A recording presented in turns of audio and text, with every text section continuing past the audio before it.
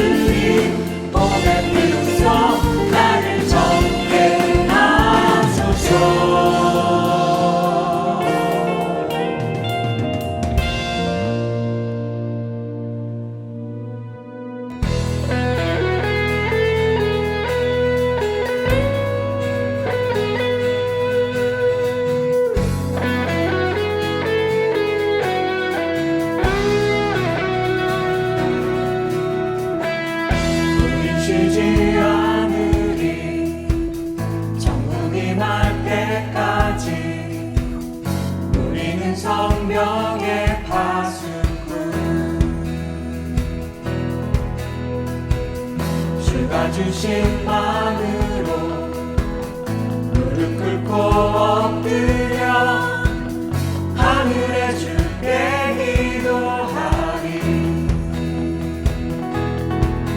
주의 능력 곧 나타나리.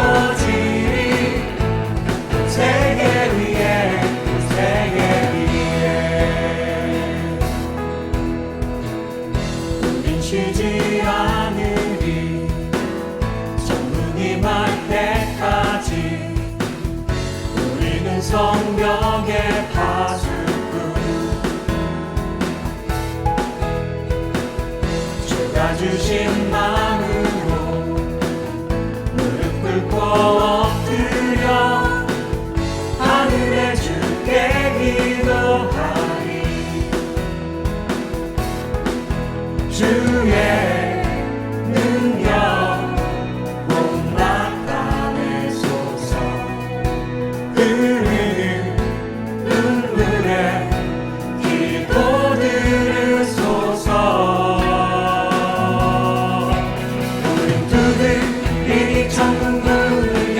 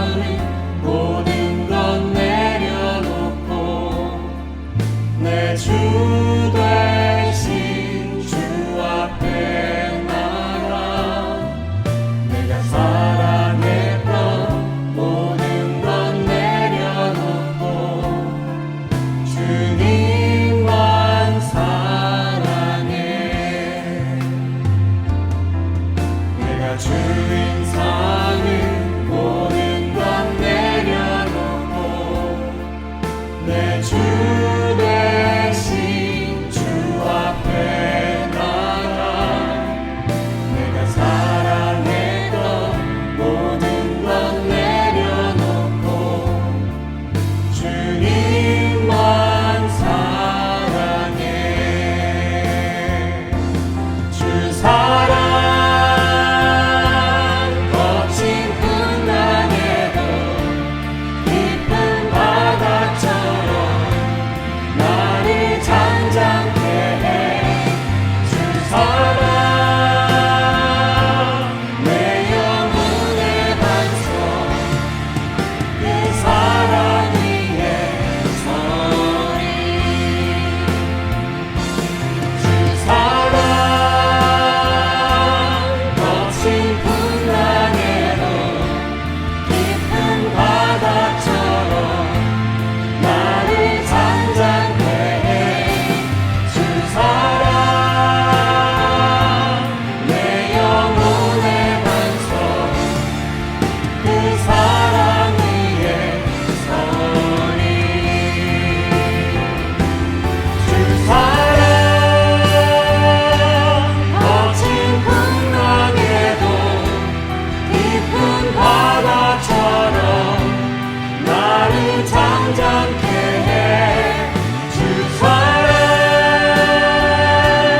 내 영혼의 반석 그 사랑 위에 서리. 주 사랑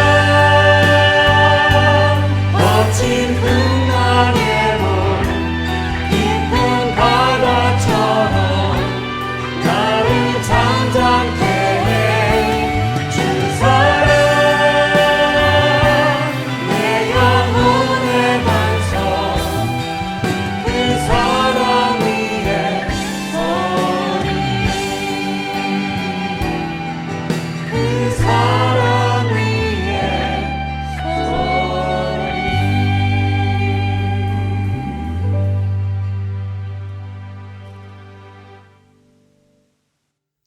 기도하시겠습니다.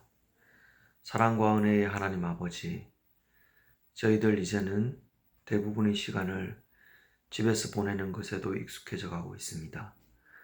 끝이 없을 것 같은 코로나로 인한 삶의 변화가 처음에는 두려움으로 다가왔었는데 항상 고난 속에서도 새로운 길을 내시는 주님의 은혜는 우리 온누리 성도들을 어려운 환경에 적응하도록 하셨고 건강을 또한 지켜주시고 인도해 주셨습니다.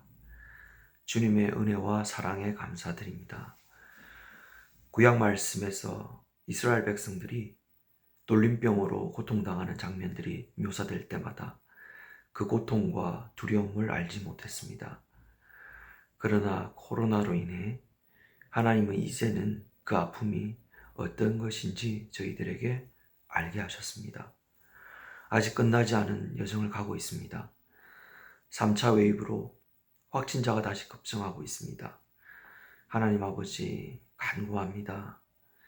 일상의 삶으로 돌아가는 그 순간까지 주님의 자녀들을 붙잡아 주시고 지켜주시옵소서. 이 아픔의 시간을 잘 넘어갈 수 있도록 저희를 불쌍히 여기시고 인도하여 주시옵소서. 온누리 교회를 인도하시는 하나님 아버지, 광야를 건너도록 인도하신 하나님의 은혜가 지금도 저희들에게 임하기를 소망합니다. 교회를 이끌어 가시는 목사님과 장로님들께 주님의 지혜와 사랑으로 가득 채워 주시옵소서. 하나님의 비전을 보게 하시고 공동체를 예수 그리스도의 계획하신 길로 잘 인도하게 하여 주시옵소서. 온누리 성도들이 같이 교회를 위해 기도의 자리로 또한 나아가게 하여 주시옵소서. 감사합니다. 저희들에게 말씀을 사랑하는 마음을 주시고 성경 통독에서 기쁨을 찾게 하셨습니다. 주님의 약속의 말씀을 통해서 저희 삶이 안식하게 하시고 또한 주님을 경험하게 하셨습니다. 많은 분들이 남은 기간 동안에도 완주할 수 있도록 용기를 주시옵소서. 선교의 뜨거운 열정으로 온누리 교회를 가득 채우셨던 하나님, 선교하는 교회라는 귀한 이름을 저희들에게 주셨습니다. 이번 주일 주님의 이름으로 만나는 온라인 컨퍼런스를 통해 주님의 임재와 은혜를 경험하기 원합니다. 많은 온누리 성도분들께서 참여하시고 또 선교사님께서 참여하게 하셔서 이 순간도 선교하시는 하나님의 역사를 경험하게 하여 주시옵소서. 하나님, 온누리 성도들의 사랑이 전해지게 하심을 감사합니다. 뒤에를 향한 마음이 모여서 이번에 힘든 시간을 보내는 그분들에게 그 마음을 보내게 되었습니다. 우리의 중보와 물질이 추운 겨울 동안 귀한 생명을 지켜내는 역할을 해주기를 소망합니다. 너희는 주의 길을 준비하라는 누가복음 말씀으로 오늘 단위에서 말씀을 전하시는 김영년 담임 목사님을 축복하여 주시옵소서. 전하시는 말씀의 은혜와 능력으로 충만케 채워주시옵소서. 목사님의 건강을 지켜주시고 이 어려운 시기 교회를 인도하심에 부족함이 없도록 하나님의 큰 능력과 지혜와 은혜를 주시옵소서. 오늘 참여하는 모든 분들에게 예배를 통해 오직 주님만이 영광 받으시고 또한 주님의 그 은혜를 경험하게 하여 주시옵소서. 이 모든 말씀을 살아서 역사하시고 저희와 함께 하시는 예수 그리스도의 이름으로 기도드립니다. 아멘.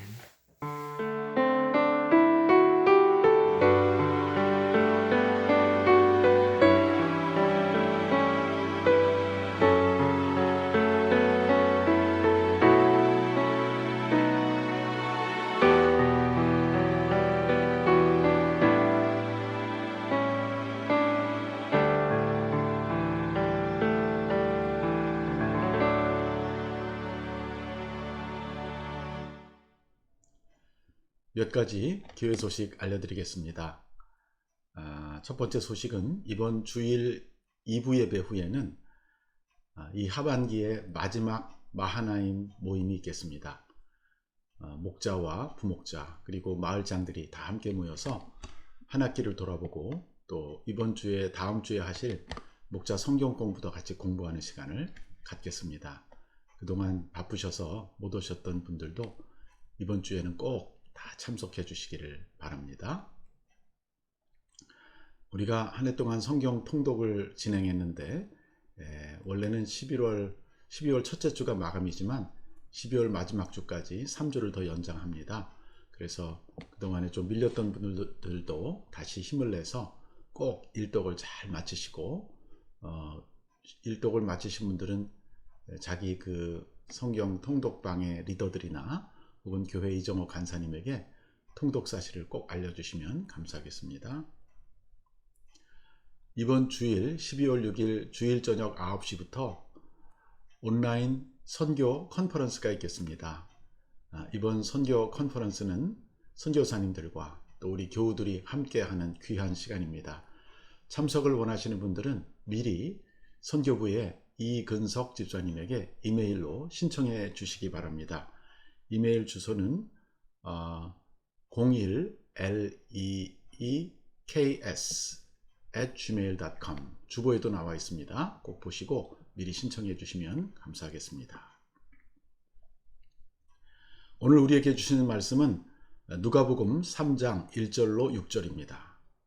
누가복음 3장 1절부터 6절까지를 함께 봉독하시겠습니다.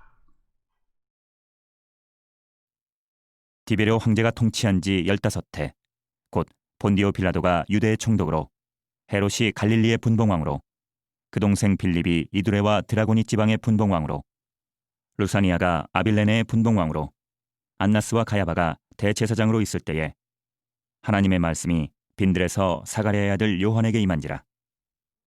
요한이 요단강 부근 각처에 와서 죄사함을 받게 하는 회개의 세례를 전파하니 선지자 이사야의 책에 쓴 바 광야에서 외치는 자의 소리가 있어 이르되 너희는 주의 길을 준비하라. 그의 오실 길을 곧게 하라. 모든 골짜기가 메워지고 모든 산과 작은 산이 낮아지고 굽은 것이 곧아지고 험한 길이 평탄하여질 것이요 모든 육체가 하나님의 구원하심을 보리라 함과 같으니라. 오늘 저는 너희는 주의 길을 준비하라는 제목으로 말씀을 전하려고 합니다. 12월은 성탄절이 있는 달입니다. 지난 2000년 교회의 역사 중에서 그리스도의 교회들은 이 12월 24일 하루만 경축을 한 것이 아니라 바로 12월 24일을 앞두고 4주 전부터 그날을 준비하는 대림절이라는 절기를 지켜왔습니다. 이 대림절이라는 말은 주님이 다시 오시는 그때를 기다린다, 기대한다 그런 뜻입니다. 또 강림절이라고도 하고 주님이 강림하심, 주님이 오심을 기념한다는 뜻이고 또 대림절, 대강절이라고도 쓰기도 합니다. 그래서 저는 오늘부터 이제 12월 남은 기간 동안 금요일과 주일에 12월 24일 성탄절 2부 예배를 드리는 날까지 예수 그리스도의 탄생과 재림을 주제로 설교를 하려고 합니다. 오늘은 그 첫 번째 설교입니다. 오늘 본문에 보면 세례 요한이 사역을 시작할 때의 이야기가 나오고 있습니다.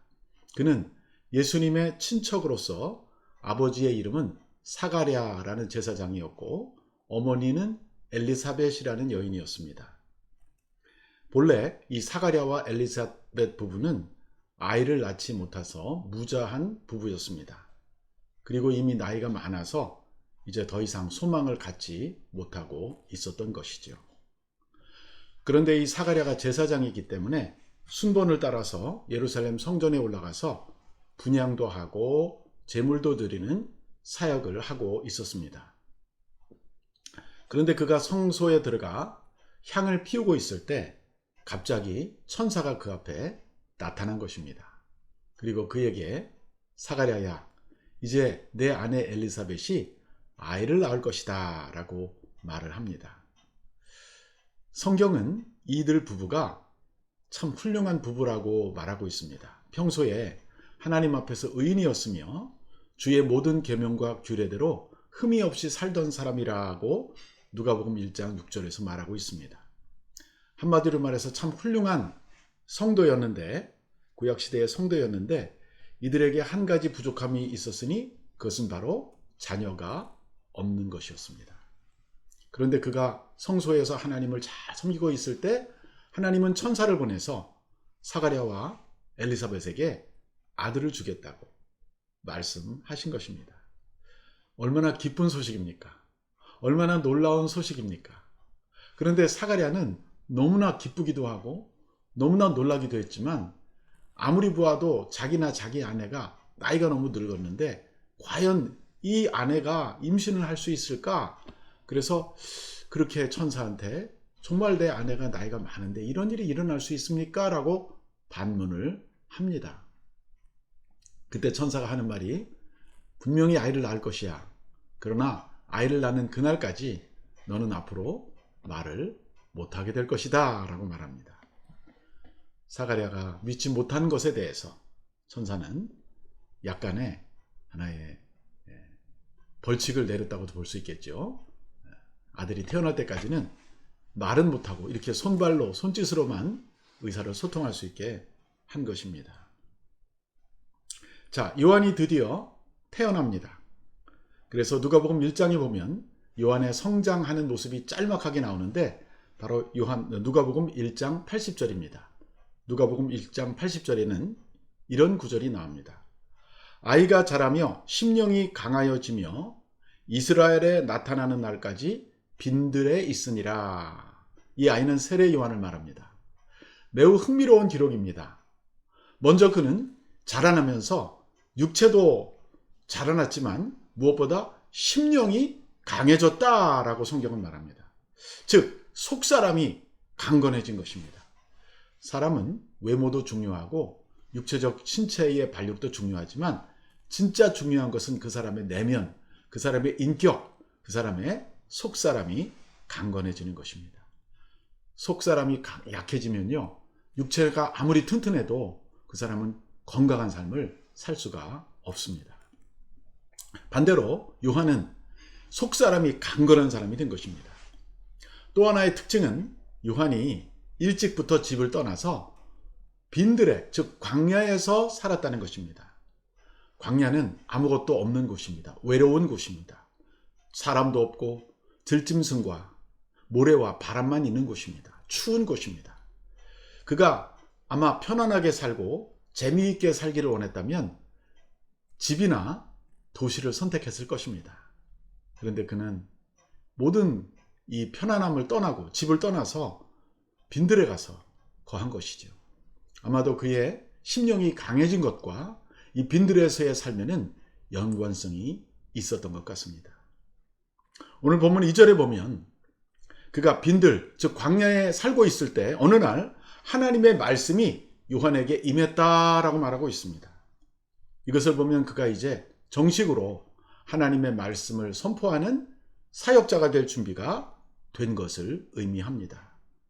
그런데 이 누가복음을 기록한 누가는 매우 자세하게 그가 활동하던 그때 그 시기가 언제인지를 오늘 본문 1절과 2절에서 이렇게 말하고 있습니다.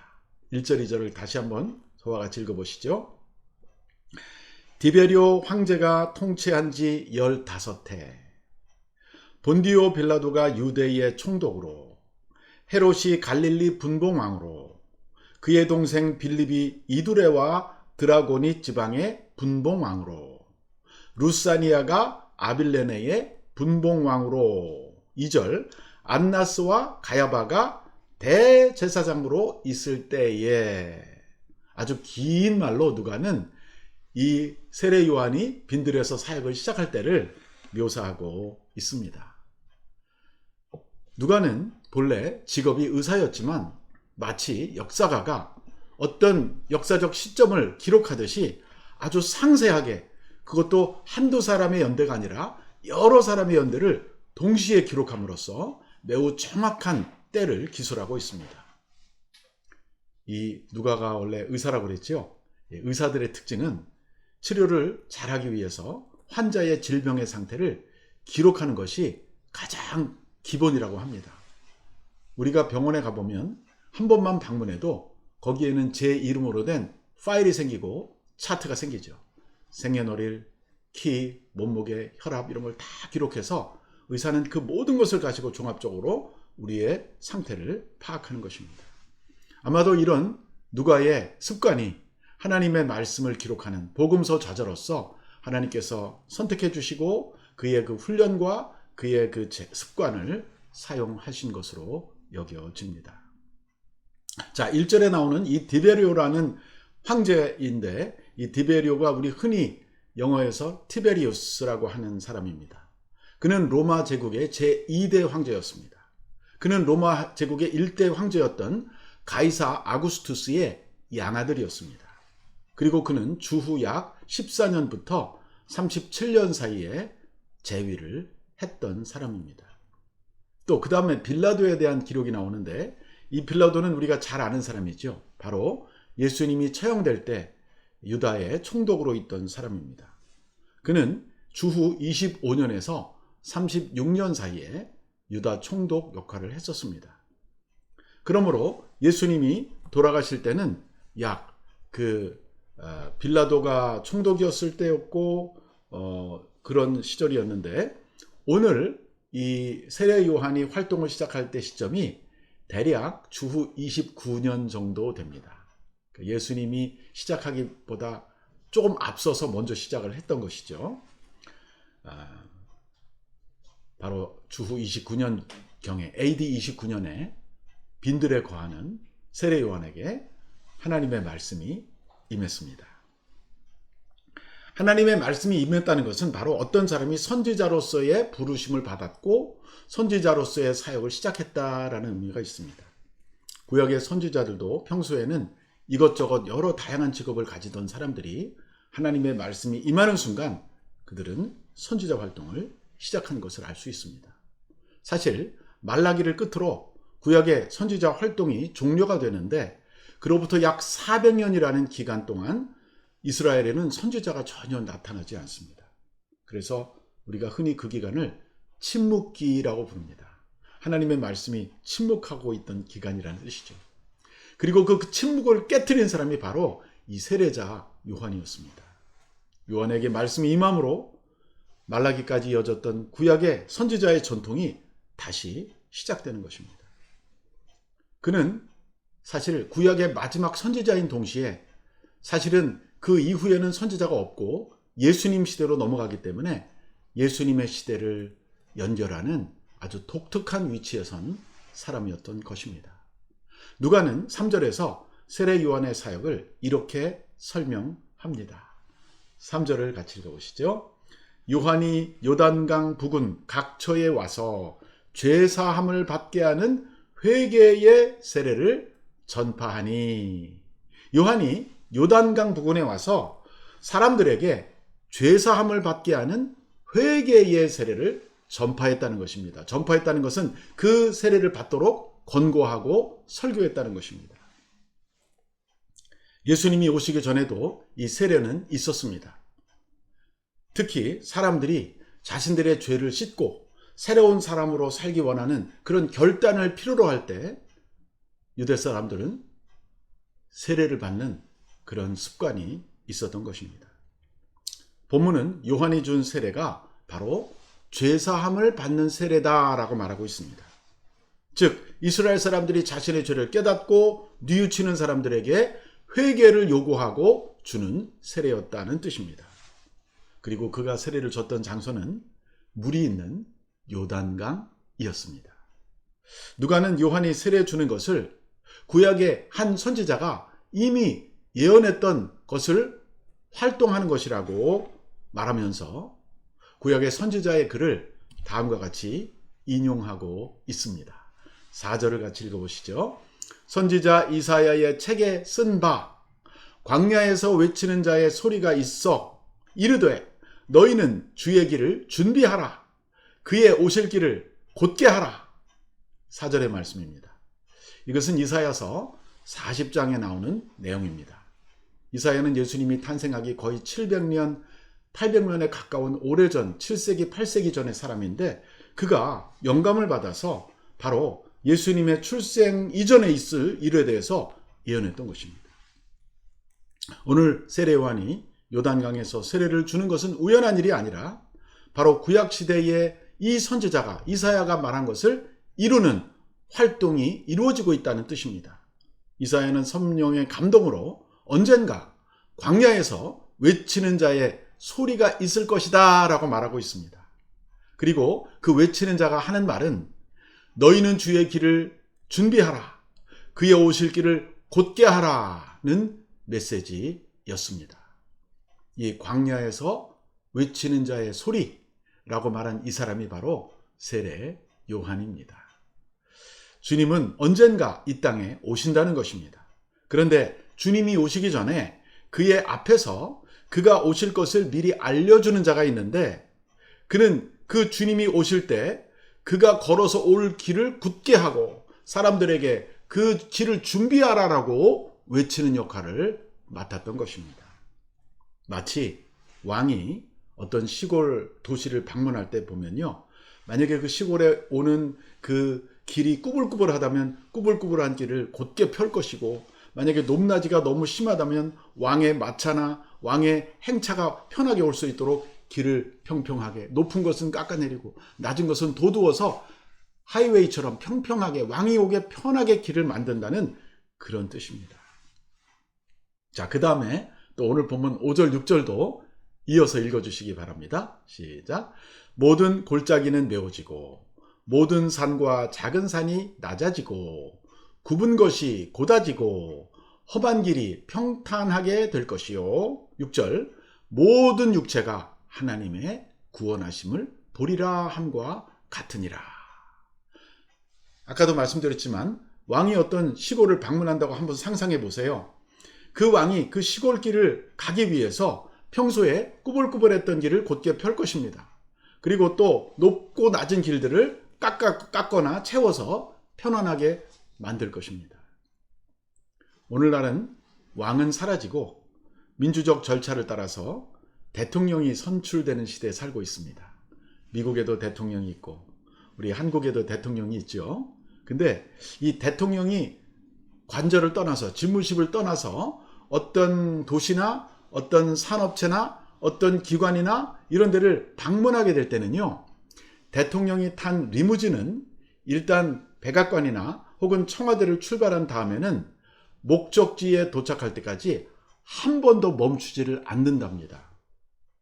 오늘날에도 그렇대요. 이 민주주의 국가에서도. 왜? 대통령이라는 사람의 생명이 너무나 중요하기 때문에 그 차가 멈추는 순간 암살범들의 표적이 되기 쉽기 때문입니다.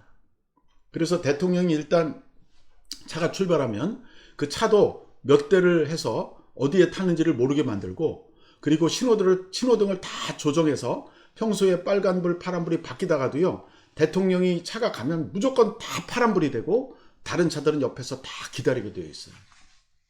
이것이 오늘날에도 대통령에 대한 사람들의 대우 모습입니다. 하물며 옛날 왕들이야 얼마나 더 심했겠습니까? 근데 오늘 본문에 나오는 4절에 보면 이 주님이라고 나오는데, 이 주님이 오실 길을 예비하라고 그랬는데, 이 주님은 사실 이 세상에 권력이나 힘을 추구하는 그런 왕이 아니라 사실은 다른 종류의 왕이십니다. 겸손하신 왕이십니다. 그러나 여전히 왕은 왕이십니다. 그래서 그 왕이 오실 길을 세상 사람들이 잘 준비해야 된다라고 선지자가 말했던 것입니다. 그리고 이 왕이 오시는 그 길을 준비하는 역할을 맡은 사람이 바로 오늘 본문에 나오는 세례 요한입니다. 세례 요한의 역할은 자기가 주인공이 아니라 주인공이 오실 그 길을 준비하는 역할을 맡았던 사람입니다. 영어에서 이런 사람을 forerunner라고 부릅니다. forerunner. 이 forerunner라는 말은 한국말로 하면 선구자라는 뜻이에요. 앞에서 달려가는 사람이라는 뜻이거든요.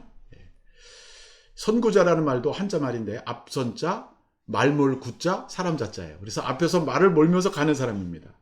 예를 들어서 옛날에 임금이 올 때 그 임금님 앞에 말을 타면서 임금님 행차하신다, 길을 비켜라, 다 머리를 숙여라, 이렇게 왕의 행차를 알리고 가는 사람이 바로 forerunner, 선구자인 것입니다. 바로 요한이 그런 역할을 맡았던 것이죠. 세례 요한은 이 세상의 군대와 경제력과 어떤 다른 것으로 사람들을 정복하고 지배하는 그런 왕이 아니라 바로 영적인 왕, 평화의 왕, 사랑의 왕, 겸손한 왕, 백마가 아니라 나귀를 타고 입장하시는 그 왕을 길을 예비하셨던 그런 선구자였던 것입니다. 하나님의 아들이 이 세상에 오실 수 있도록 그의 영적인 길을 준비하는 역할을 맡았던 귀한 사람입니다. 오늘 본문 맨 마지막 구절인 6절에는 아주 놀라운 구절이 하나 나오는데 이렇게 말하고 있습니다. 모든 육체가 하나님의 구원하심을 보리라.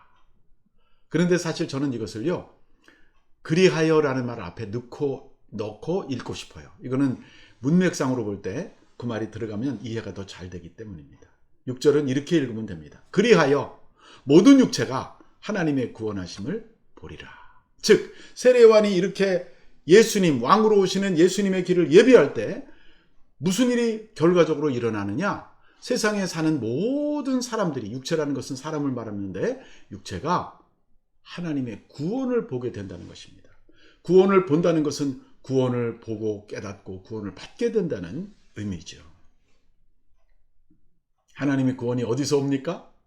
바로 그의 아들 메시아 예수 그리스도가 오심으로부터 발생되는 것입니다. 예수님이 이 땅에 오셔서 온 세상 사람들의 죄악을 위하여 십자가 위에서 돌아가시고 그 보배 피를 흘릴 때 그 피가 바로 우리들의 심령 속에 있는 더러운 죄들을 씻어주고 우리를 거룩하고 깨끗한 성도로 변화시키고 우리가 하나님의 구원을 볼 수 있게 우리의 눈을 열어주는 것입니다. 오늘 본문의 시대가 주후 29년경이라고 말씀드렸습니다. 즉 지금부터 2000여 년 전에 있었던 사건입니다. 이 성경이 쓰여질 때 이미 예수님은 이 땅에 오셔서 33년을 사시고 십자가에서 죽으시고 부활하시고 승천하셨던 때입니다. 왜? 제자들은 처음부터 책을 쓴 게 아니라 예수님이 이미 승천한 다음에 그 예수님의 말씀과 예수님의 행적에 대한 기록을 남길 필요를 느끼고, 사실 예수님이 하늘로 가신 이후 거의 한 10년이 지나서부터 책들이 나오기 시작했거든요. 그래서 오늘 생애에, 예수님의 생애에 메시지를 모아서 누가가 책을 썼는데, 오늘 우리가 읽은 본문이 바로 그 책의 내용이었습니다. 그런데 오늘 왜 우리는 이렇게 오래된 책을, 성경은 참 책 중에 가장 오래된 책이잖아요. 이 지나간 기록을 우리가 이 20세기 첨단 시대에 다시 읽어야 하는 것입니까? 그 이유는 이 사건이 물론 옛날에 지나간 사건이지만 단순히 지나간 과거의 사건이 아니라 앞으로 올 미래의 사건을 예비하고 있기 때문입니다. 그것을 가리키고 있기 때문입니다. 그 말이 무슨 말이냐 하면요, 예수님은 이 땅에 한 번만 오신 것이 아니라 2번 오시게 되어 있어요. 그러니까 우리가 첫 번 크리스마스, 2000년 전에 유대 땅 베들레헴에 오신 것이 우리가 초림이라고 말합니다. 첫 번째 오신 거예요. 그리고 그분 떠나셨어요. 근데 앞으로 언젠가 주님은 재림하실 것입니다. 근데 그 초림할 때도요, 구약의 많은 사람들이 그것을 예언했었습니다. 그러나 정작 예수님이 태어났을 때는 아무도 그를 기다리지 않고 아무도 그가 오는 것을 믿지 않았어요. 목자들, 동방 박사들만이 와서 예수님에게 경배했다는 이야기 여러분 알고 계시죠? 마찬가지로 주님이 다시 오실 때도 과연 얼마나 많은 사람들이 다시 오실 그분을 기다리고 준비하고 있다가 맞을 것인가? 이것은 굉장한 큰 숙제가 아닐 수가 없습니다. 그래서 오늘 제가 이 설교를 드리는 것은 옛날에 오셨던 예수님에 대한 얘기만 하는 것이 아니라 앞으로 주님이 언제 오실지라도 우리가 다시 오실 그 주님을 잘 기다리고 그분을 맞을 준비를 해야 되겠다라는 의미에서 이 말씀을 제가 설교하는 것입니다. 그러면 예수님은 언제 오실까요? 성경은 이렇게 말합니다. 예수님이 다시 오시는 그날과 그때는 아무도 모르고 천사도 모르고 예수님이 나도 모르고 하늘에 계신 내 아버지만 아신다 그랬어요. 그러니까 하나님 아버지께서, 그것은 온전 삼위일체 중에서도 하나님 성부 하나님만 주권하에 그 날짜를 두고 계신 것이죠. 하나님이 결정하는 순간 예수님은 다시 오시는데 그날은 하나님만 알고 계시다는 뜻입니다. 그런데 힌트가 있어요. 예수님이 다시 오시는 때는요, 밤중에 도둑같이 온다 그랬습니다. 여러분, 도둑이 미리 예고하고 가면 도둑이 아니죠, 그죠? 도둑이 도둑일 수 있는 것은 시간을 안 알리고 가기 때문에 도둑이에요. 그래야 가서 물건을 훔칠 수가 있잖아요. 거기서 말하는 요점은 이겁니다. 아무도 미리 예고하지 않은 시간에, 기대하지 않은 시간에, 가장 그렇지 않을 것 같은 시간에 예수님이 오신다는 것입니다. 그래서 이 재림에 대한, 도둑같이 온다는 이 재림에 대한 시점에 대해서 성경이 우리에게 말하는 요점은 무엇입니까? 그것은 우리에게 깨어있으라, 그런 말씀이죠. 항상 기도 중에 깨어있어서 언제 주님이 오실지라도 그분을 맞이할 수 있는 준비를 하고 있으라, 그분을 기다리고 있으라 하는 말씀입니다. 이제 말씀을 마무리하겠습니다. 금년 성탄절이 다가오고 있습니다. 앞으로 4주가 지나면 크리스마스입니다. 이 성탄절은 이미 오셨던 주님을 기념하는 절기이지만 또한 다시 그분이 오실 것을 기대하고 기억하는 절기이기도 합니다. 이 대림절 기간 중에, 영어로 어드벤트라고 하는데요, 이 어드벤트 기간 중에 우리의 신앙의 속성 중에 하나가 바로 기다림이라는 것을 배울 필요가 있습니다. 우리는 언제나 항상 지금과 같이 세상에 있지 않을 것입니다. 만약에 예수님이 내가 사는 동안 오시지 않는다면 내가 먼저 예수님 계신 천국으로 가게 될 수도 있습니다. 우리는 우리의 인생이 끝날 그때를 또 긴장 가운데, 기다림 가운데 기다려야 할 것입니다. 기다리는 사람에게는 긴장이 있습니다. 기다리는 사람에게는 희망이 있습니다. 기다리는 사람에게는 절제가 있습니다.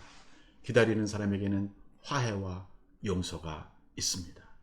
저는 금년 12월 이 대림전 기간에 여러분과 제가 더욱 깨어서 우리 자신을 살펴보고 혹 회개해야 될 죄가 있으면 과감히 버리고 높아진 길은 낮추고 높아진 마음도 낮추고 또 마음이 너무 낮아져 있다면 너무 낙심되어 있다면 소망 가운데 다시 끌어올려서 예수님이 언제나 내 마음에 찾아오실 수 있도록 내 마음에 고속도로, 대로, 하이웨이가 잘 준비될 수 있기를 바랍니다. 그래서 2020년 이 성탄절에 주님을 우리 마음의 왕으로 모셔드리는 여러분과 제가 다 될 수 있게 되기를 주님의 이름으로 축원합니다. 기도하겠습니다. 사랑의 주님, 구약의 많은 선지자들이 예언했던 대로 주님께서는 2000년 전 유대 땅 베들레헴에 탄생하셨습니다. 그리고 우리 죄를 위하여 십자가에서 죽으시고 하나님의 구원을 우리에게 보여주셨습니다. 주님께서는 승천하시고 우리에게 다시 오실 때를 기다리라고 말씀하셨습니다. 오늘 우리가 세상의 모든 욕심과 미움과 싸움과 교만과 낙심된 마음을 다 내려놓고 주님 앞에 나아가 회개하며 언제 주님이 다시 오실지라도 기쁨으로 반가이 맞이할 수 있는 제자들이 다 되게 하여 주시옵소서. 예수님의 이름으로 기도합니다. 아멘. 이제 우리 찬송 가운데 이렇게 대림절에 대강절에 우리가 부를 찬송이 하나 있는데 바로 찬송가 104절입니다. 104장 곧 오소서 임마누엘, 이 찬송을 함께 부르시겠습니다.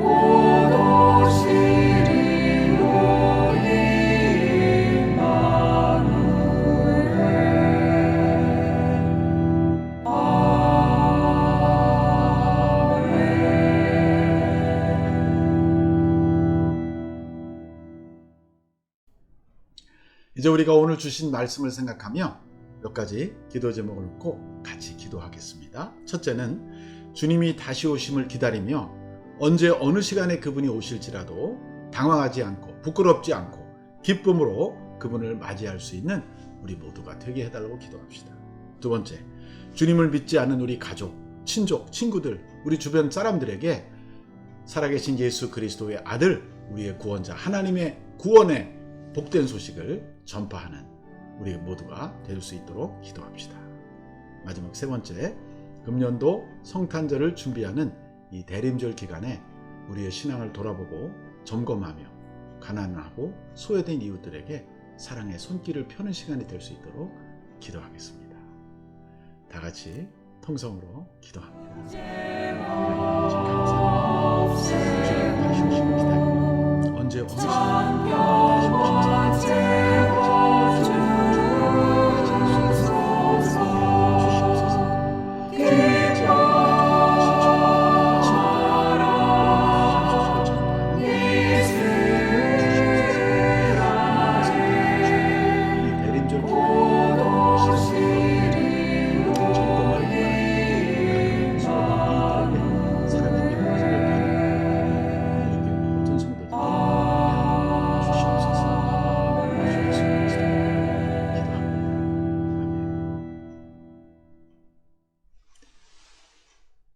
이제는 우리 주 예수 그리스도의 은혜와 하나님 아버지의 무한하신 사랑과 성령의 교통하심이 오늘 이 금요 예배에 참여한 사랑하는 온누리교회 모든 성도들 머리머리 위에, 그리고 주님이 다시 오심을 기다리는 이 대림절을 보내고 있는 모든 이 땅에 있는 주님의 백성들 위에, 미국과 한국과 북한 땅 위에, 선교사님들 위에 지금부터 영원히 함께 하시기를 간절히 축원하옵나이다. 아멘.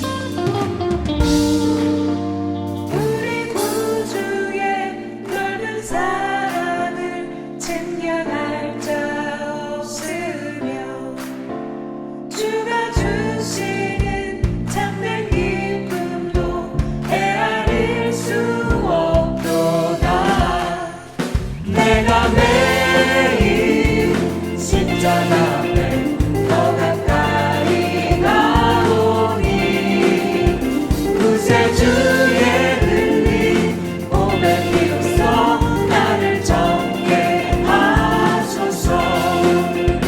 내가 매일 십자가 앞에 더 가까이 가오니 구세주의 흘린 보배 피로써 나를 정케 하소서.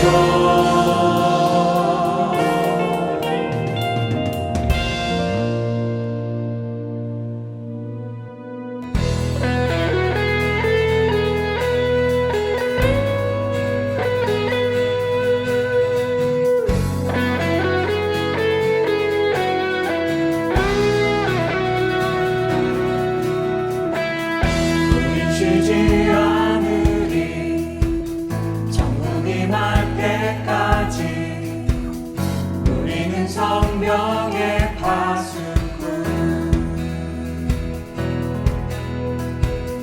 주가 주신 마음으로 무릎 꿇고 엎드려 하늘에 주께 기도하리.